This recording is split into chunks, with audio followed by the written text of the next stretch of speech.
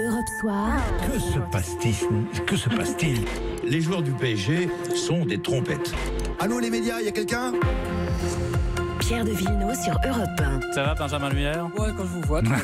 Comme chaque jour, vous avez écouté la radio, la télé. Et vous nous dites ce qu'il fallait pas manquer. On commence en parlant écologie. Oui, puisqu'Hubert Védrine, l'ancien ministre des Affaires étrangères, était cet après-midi sur France Info pour parler d'un livre sur justement l'écologie. Hubert Védrine, ou la personne qu'on aimerait tous interviewer un jour. Nous ne sommes pas égaux devant la conscience de la menace écologique. Est-ce que c'est pas ça finalement le fond du problème? Non, c'est pas ça le fond. Le fond, c'est un... Non, elle est débile ta question. Vas-y, pose une autre. Hubert Védrine, on a l'impression en vous écoutant que vous êtes globalement optimiste. Je suis pas optimiste, sinon j'écrirais pas ce que j'ai écrit. Qu'est-ce que tu racontes? Allez, t'as pas une autre question? Écologique dans tous les secteurs de production, on en est quand même très très loin. Non, ça a démarré à peu près partout.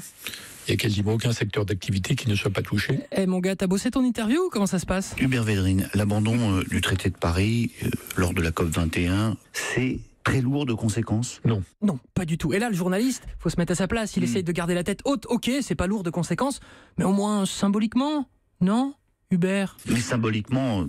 Symboliquement, rien du tout. Rien du tout. Non. Non, rien à faire. Mais merci quand même de m'avoir interviewé. C'était cool, je reviendrai. Vous remarquerez qu'il est quand même souvent comme ça, Hubert Védrine. Ah bah on se demande s'il est auvergnat et qu'on lui a pas appris tout petit. D'ailleurs, tu réponds non et ensuite tu y réfléchis. Bon, sur Europe 1, quoi de beau aujourd'hui? Un bon débat chez Mathieu Noël à la mi-journée sur les wedding planners. Vous savez, ces personnes qui vous organisent pour vous votre Vous dites mariage. wedding, vous? Oui, j'ai un accent du nord de Londres. C'est pour ça.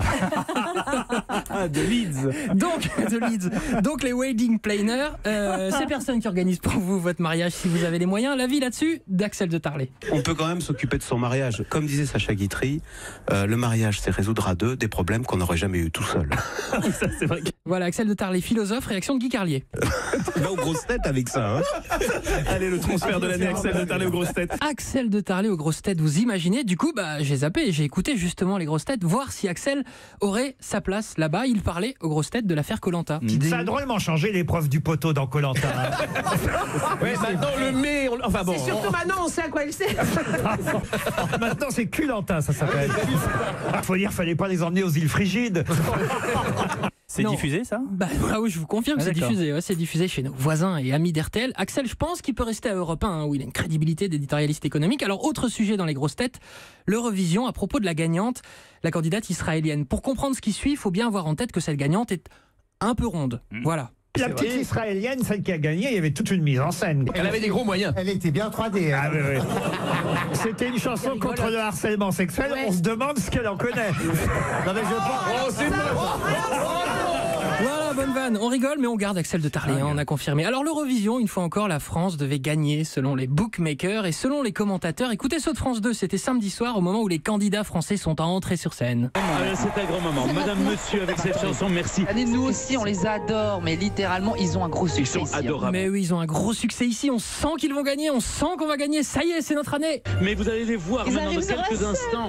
Là, Ils sont sur arrivent. scène, ils sont Vous allez voir ce qui va se passer. carrément. Vous allez voir, il y a une émotion qui étreint comme ça le On public. croit en eux, en tout cas. Nous, on croit en eux. Oh mon Dieu, on va gagner, on va gagner. Donc là, ils se mettent à chanter. On a chaud, on a froid, on y croit, c'est notre année, c'est pour nous. Et là, j'éteins ma télé, je me garde le suspense et dimanche matin, j'allume Europe 1, convaincu qu'on a gagné. Et j'écoute ceci. Et on en vient à l'Eurovision. Oui. Nouvel échec pour la France. Le duo Madame Monsieur avec sa chanson Merci n'a fini que 13e de la compétition hier soir à Lisbonne. L'Eurovision. Vive les bookmakers. Hein. Exactement. Franchement, ils doivent être Voilà, excellents. Wendy Bouchard et Christophe Charles ont cassé l'ambiance. Une fois de plus, les bookmakers se sont gourés. Arrêtons de les croire, on est voué à finir à la ramasse à l'Eurovision. Alors on peut se rassurer, on n'est pas dernier partout. France Info cet après-midi. La France, championne du monde en distribution de dividendes aux actionnaires. C'est ce qu'affirme en tout cas une étude de l'ONG Oxfam. Ah bah ça fait plaisir. Vous voyez qu'on n'est pas toujours des losers. Je vous propose qu'on finisse avec une dernière chance pour Hubert le déconneur, Hubert Védrine. Non. Je sens que là on va être bon. C'est pas trop tard. Bah, c'est jamais trop tard. Sinon, alors, qu'est-ce qu'on fait si c'est trop tard? Quelle est con ta Philosophie question. aussi. Allez, bonne soirée. Allez, filez à Leeds et revenez demain. Merci Benjamin Muller. À suivre le rappel de l'actu et le fait du jour. Qui a raison dans le blocage des examens? Les manifestants qui veulent contrer la réforme jusqu'au bout ou les étudiants qui veulent passer leurs examens? On attend vos coups de fil au 39 21. Tout de suite.